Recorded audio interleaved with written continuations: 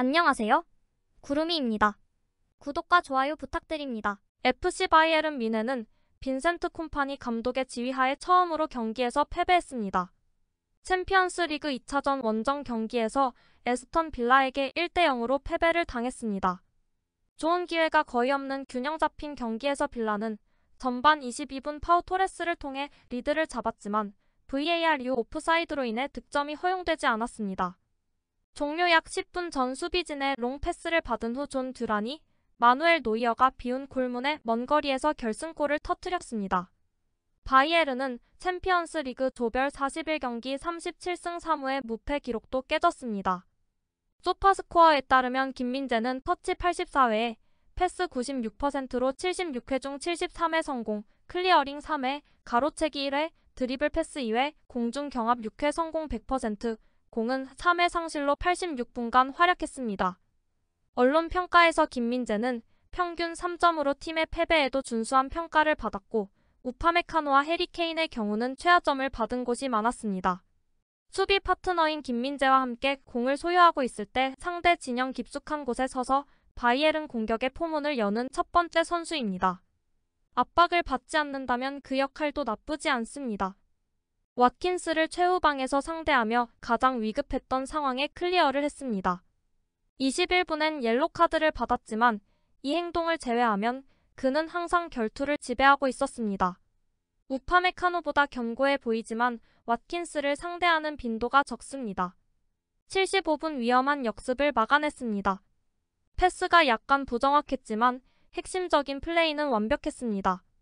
주로 수비 중앙의 왼쪽에서 로저스를 상대해야 했고 장거리 슈팅에도 안정적으로 서서 강한 헤딩으로 위험한 볼을 조기에 처리했습니다. 우파메카노보다 더 안정적으로 보였습니다. 상대팀에게 덜 공격적으로 견제를 받아 빌드업 플레이의 많은 부분을 장악했습니다. 몇 차례 중요한 볼을 클리어하며 잉글랜드 클럽의 공격에 맞서 싸웠습니다. 지난 몇 주 동안 새롭게 찾은 자신감이 눈에 띄었지만 빌라는 여전히 중앙을 통해 계속해서 기회를 만들어냈습니다. 오프사이드로 인한 첫 번째 헤딩 기회를 6분에 놓쳤습니다. 그 외에도 공격 파트너인 무시알라의 부재와 발목 부상이 초반에 눈에 띄었고 최전방에서 완전히 모습을 드러내지 못했습니다. 골문 앞에서 볼을 많이 받지 못했고 위협적인 상황을 만들지 못했습니다. 현재 컨디션이 부진한 상태이며 프리헤딩 기회를 놓쳐 최고의 기회를 살리지 못했습니다. 우파메카노는 불쾌한 왓킨스와 나중에 듀란까지 돌봐야 했기 때문에 김민재는 좀 더 뒷전에 머물렀습니다. 좋은 클리어링을 보여주었습니다. 바이에른 뮌헨의 수비는 경기 내내 완전히 무너진 것처럼 보였습니다. 여러 번의 실수와 위험한 플레이 스타일, 전반적으로 좋지 않은 수비가 존 듀란의 골로 이어졌습니다. 마무리 능력이 부족하지 않았다면 빌라의 골로 이어질 수 있었던 위험한 상황이 여러 차례 있었습니다. 김민재는 때때로 자기 선수를 마크하는 것을 잊었고 우파메카노는 파울을 전혀 고려하지 않고 수비를 했고 나머지 선수들은 실수에 완벽한 폭풍을 만들어냈습니다. 키미와 감독은 기회를 잡지 못한 아쉬움을 토로했고 노이어의 실점은 문제 삼지 않았습니다. 우리는 100%의 경기를 하지 않았고 실수를 너무 많이 했으며 최근 몇 주 동안처럼 세컨드 볼에 여리가 없었습니다. 모든 것이 완벽하지는 않았지만 앞으로 나아갈 기회가 몇 번 있었습니다. 깊이 자리 잡은 상대를 상대로 기회를 만드는 것은 항상 어렵습니다. 전반전에 그나브리가 좋은 기회를 잡았고 마지막에 해리가 또 다른 기회를 잡았습니다. 득점으로 이어질 수 있는 상황이 분명히 있었습니다. 우리 세트피스였는데 우리가 너무 멀리 떨어져 있었던 것 같아요. 마누는 전반전에 우리가 실점하지 않도록 막아줬습니다. 우리는 종종 마누가 높이 서 있는 덕에 이득을 보기 때문에 그를 전혀 탓하지 않습니다. 제가 매 경기 그렇게 라인에서 내려오는 걸 모두가 알고 있죠. 스트라이커가 잘했어요. 2m 정도 뒤처질 수도 있었지만 그게 우리 경기입니다. 이 골 이후 감독님이 다른 것을 요구할지 모르겠어요. 나쁘지도 않았고 최고의 경기도 아니었습니다. 축구에서는 그런 일이 일어날 수 있죠. 그들은 잘해줬고 우리를 어렵게 만들었습니다. 우리는 기회를 만들었지만 안타깝게도 기회를 잡을 수 없었습니다. 쓰라린 패배지만 챔피언스 리그는 오늘 결정되지 않았습니다. 우리는 계속 나아가서 다시 이길 수 있는 방법을 찾아야 합니다. 객관적으로 말하자면 우리는 경기를 잘 시작했고 15분 동안 좋은 경기를 펼친 후 템포를 약간 잃었습니다. 그럼에도 우리는 큰 기회를 잃지 않았습니다. 후반전에는 훨씬 더 나았고 우리는 통제권을 가지고 있었고 좋은 딥런을 만들었고 큰 기회를 만들었지만 전환하지 못했습니다. 에스턴 빌라에게 축하를 보냅니다. 여기서 멈추지 않고 오늘부터 배우고 앞으로 나아갈 것입니다. 저에게 가장 중요한 것은 팀으로서 기회를 만드는 것인데 오늘 우리는 그렇게 했다고 생각합니다. 해리는 이번 시즌 11골을 넣었는데 이런 순간은 항상 있습니다. 그는 곧 다시 골을 넣을 것입니다. 저는 항상 이기고 싶어요. 0대 0으로 비긴다는 생각은 한순간도 해본 적이 없습니다. 다만 레버쿠젠과 에스턴 빌라처럼 두 경기 연속으로 큰 경기를 치렀고 우리가 원하는 스쿼드가 있었기 때문이었죠. 저희는 지금 이 팀에 새로운 활력을 불어넣기에 적절한 시기라고 생각했습니다. 그게 전부였습니다.